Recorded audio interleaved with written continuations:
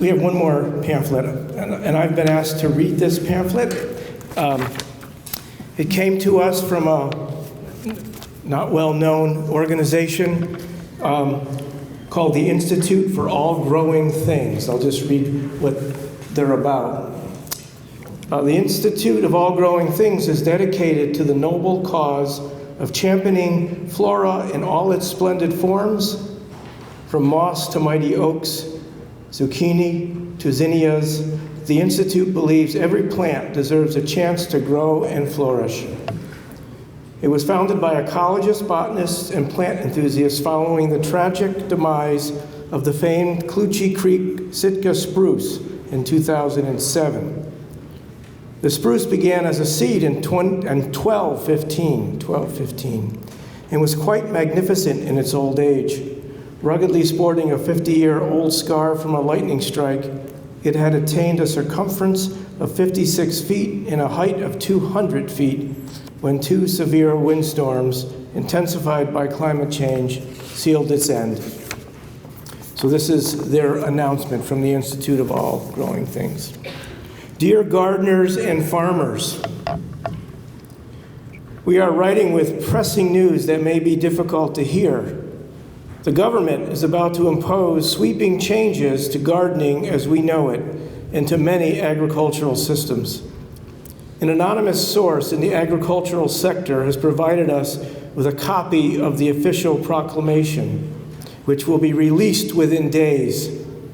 The catalyst for this edict is the so-called rampant proliferation of chaos gardening. This is a playful practice in which gardeners randomly scatter mixtures of seeds across the ground and then embrace whatever emerges. The government's newly formed Department of Uniform Disciplines, or DUD, is extremely disturbed by this, calling it depraved DEI, and has co-opted the term chaos for its own purpose. In the weeks and months ahead, there may be adjustments to this information. We will alert you to new developments as we learn them. So now, the announcement from the government is reproduced here. DUD decrees vital policy shift. As most people know, official government policies related to diversity, equity, and inclusion, DEI, and gender identity have changed substantially and for the better. These changes have been adopted across broad segments of society, but not by all, most significantly not by the agricultural and gardening sectors. This has created substantial confusion across the nation and is circumventing the government's plan to scrub DEI from our national cultural scaffolding. To this end, the newly established Department of Uniform Disciplines is launching a program called Ending Chaos in the Nation's Fields, Farms, Forests, and Gardens. In addition to its usual meaning, chaos is an acronym for cheap array of obsolete systems. Effective immediately, all private and public gardens, forests, and woodlands and agricultural enterprises that receive public funds, as well as land grant colleges and gardening, farming nonprofits, are expected to comply by eliminating obsolete and socially dangerous systems. The chaos program's primary areas of focus include diverse plantings, uncontrolled plant sexuality, and transplants or invasives. One big, beautiful field. Thank you. The many chaotic practices used to create diverse gardens and landscapes will no longer be supported. So-called inclusive gardens must be de-diversified. Mixed flower beds and kitchen gardens that grow assortments of produce must be changed in favor of orderly single crop cultivation or monoculture. For recipients of government funding, regenerative food production will cease, making way for superior methods. The days of picking dinner from the backyard or the back 40 are over. This is likely to cause temporary sadness for some, but that will be offset by improved purity measures more valuable than the ease of quickly harvesting fruits and vegetables. These new agricultural practices will be called One Big Beautiful Field and will focus on the issues described below. A key benefit derived from cultivation in accordance with One Big Beautiful Field is the ability to avoid cross-pollination between different varieties, which can create deviant forms and the loss of genetic purity. For example, cauliflower, cabbage, kale, Brussels sprouts, and broccoli all belong to the same species, Brassica oleracea, and can easily cross with one another with the result of being less desirable from the original. The offspring have more loose, flavorless leaves and less of a heart center. By the third generation, the heart is mostly gone. These valued crop varieties were developed over generations of careful stewardship, and they should not be diluted or destroyed by people just, quote, having fun, quote.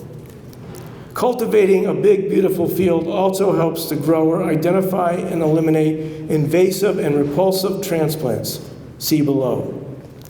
So, first, plant sex. Going forward, there are now only two recognized plant sexes, male and female. Unfortunately, two other forms exist that must be reckoned with, bisexuals and hermaphrodites.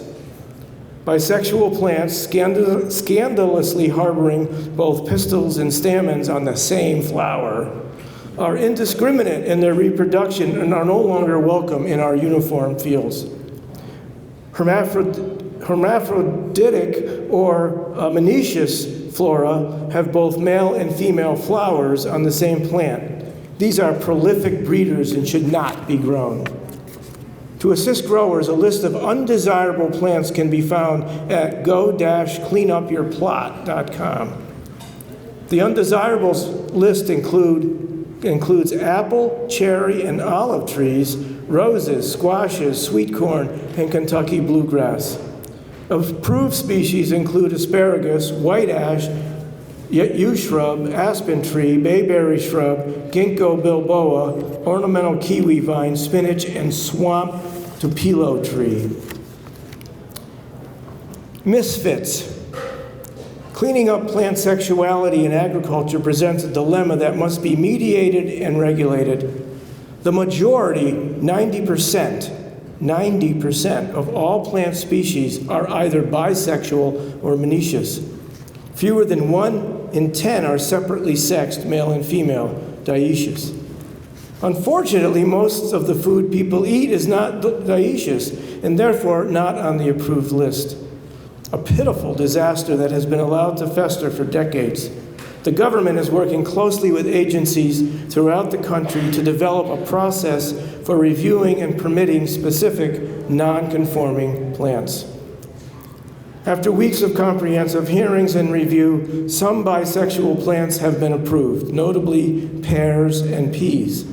A separate procedure has been developed for species from the monoecious groups. Currently under review are wheat and corn. Any approved deviant must be closely monitored in ground so that it does not spread past designated locales. For more information about flora reviews, visit chaos.trendingnews. Transplants. Invasives must be eradicated. Anything that blows in on the wind or is dropped by a bird or is revived after periods of dormancy must be removed. Invasives are wily opportunists lying dormant until conditions favor their spread. In diverse garden settings, they can hide, blending into the flora nearby, masquerading as dominant plants. These present special challenges to growers who must locate them visually and pull them out one by one. But in the big, beautiful field, they are more easily spotted and lethal removal techniques more easily employed. Beautiful boundaries.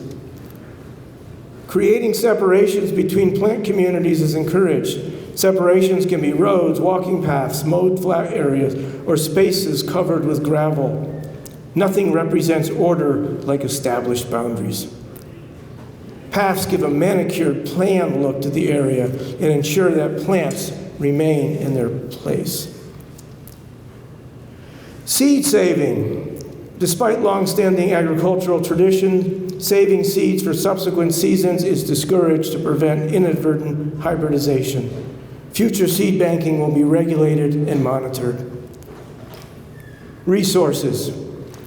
Growers seeking guidance for ending garden chaos should contact their local golf course. Here's a quote from a Dud official.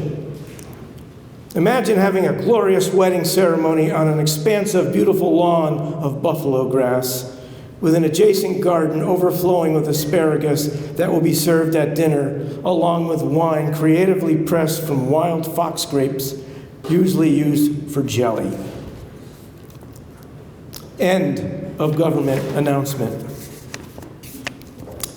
Final note from the Institute of All Growing Things. We have established a hotline for anyone needing immediate assistance or just someone to talk to. The line is open 24/7 and is staffed with horticulturalists and grief counselors. Please call 555-WTF to WTF and follow the prompts. We will reach out soon with advice about how to resist, as resist we must. It's signed L. Davids, Chief Communications Officer and Chaos Emergency Management Coordinator.